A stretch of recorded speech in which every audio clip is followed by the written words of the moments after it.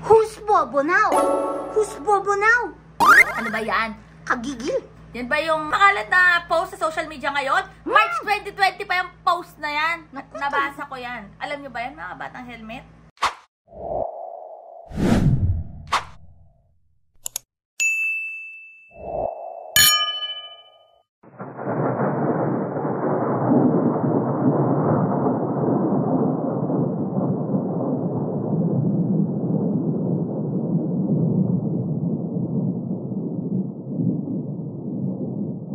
Yung nagsulat na yan, or yung nag-post na yan, isa yan dun sa mga umattend na nakaraang hearing Nang?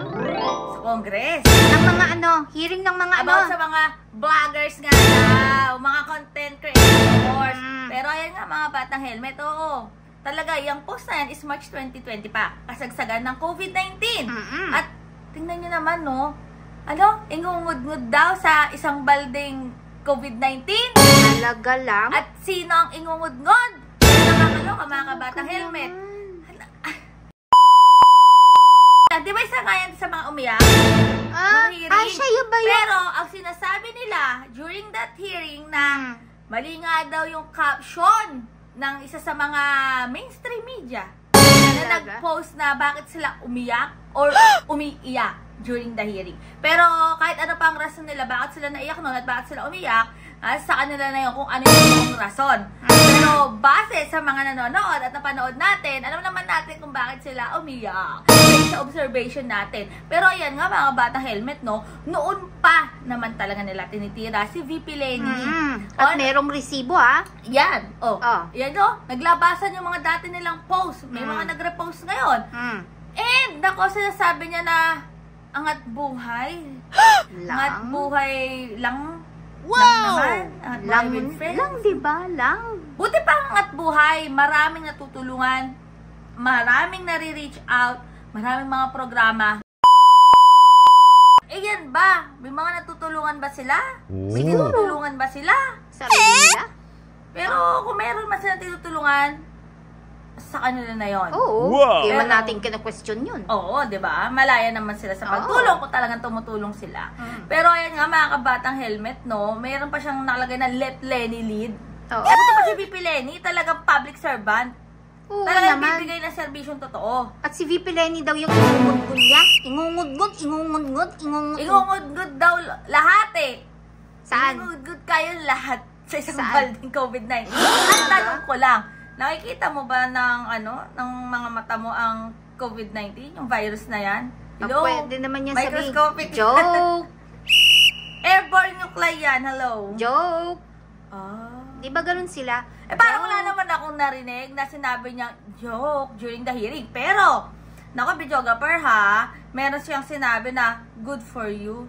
At, buti na lang, sumagot yung congressman na yon about dun sa term na ginamit niyang si madam na good for you. Kasi, para sa akin ha, medyo off yon. Kasi parang yung ganong sagot. Good for you, ikaw lang. Yung ganong sagot, medyo off yon yung sinagot ni madam. Pero, buti na lang, sumagot si congressman. Naobserbahan ko mga kabatang helmet, based nga dyan sa nakaraang hearing, ang hilig nga nila mag-smirk. Ang hilig nilang tumawa. Tawa sila ng tawa. Parang hindi sineseryoso, hindi seryoso pagpunta nila doon. Tsaka, may napanood ako before at narinig na hindi nga daw sila attend, diba? At tadaan daw talaga sa legal na proseso para lang daw sila mapa-attend doon. Di ba nag-Supreme Court nga sila? Oo nga, ano ba nangyari doon sa Supreme Court na inano nila doon, diba? Inihain nila. Oo, hinain nila sa Supreme Court about nga dyan. Pero anyway, highway, dito tayo sa positive lang. Sige. Ulay na naman po sila VP Lenny o nakipag-usap na naman po sila sa komunidad.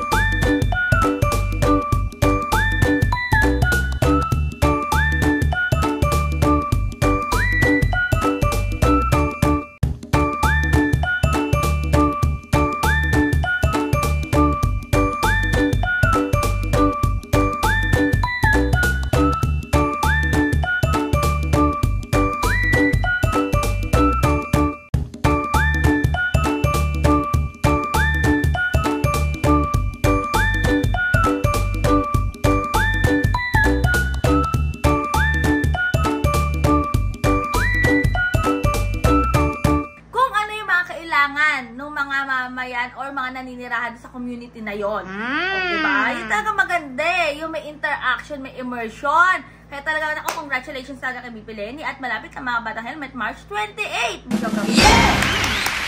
Malapit na! So kung gusto mo ang video na ito, kalimutan mag-subscribe at i-click ang notification bell para lagi kayo updated sa lahat ng mga ina-upload po namin ni Videographer.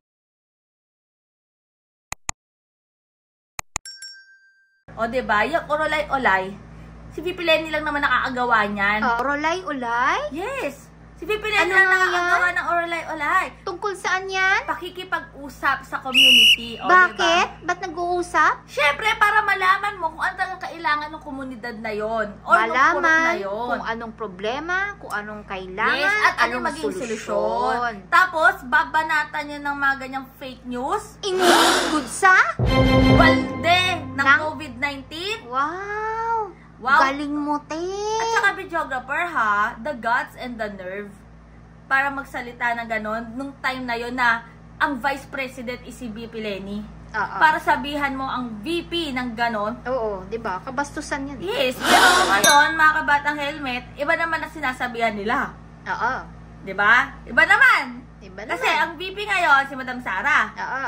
So, ang presidente naman, ang kanilang binabanatan. Saan nanggagaling yung tapang nila, no? Tapang talaga mga batang helmet, no? The guts and the nerve nga. Oo. Kaya, ay grabe.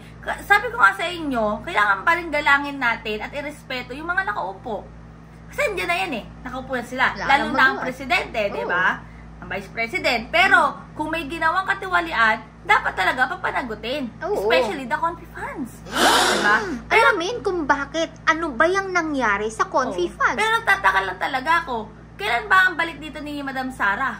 Di ba para, syempre di ba, ang pagiging vice president is trabaho yan. Oo. Saan ba talaga siya magtatrabaho?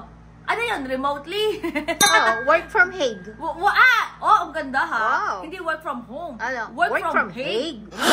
FH pa rin, bongga. Pero yun lang, tataka lang ako. Syempre, pinapasweldo pa rin natin siya bilang VP. Pero di ba, yung ginagastos doon, syempre, galing pa rin sa tax natin kasi sweldo niya is galing sa tax natin. Di ba? Pero anyway, highway, basta stay happy, stay healthy, and stay safe tayo as always. Sabi ko sa boy, nag-helmet din ang bukit, keeps getting better every day. God bless everyone. Bye!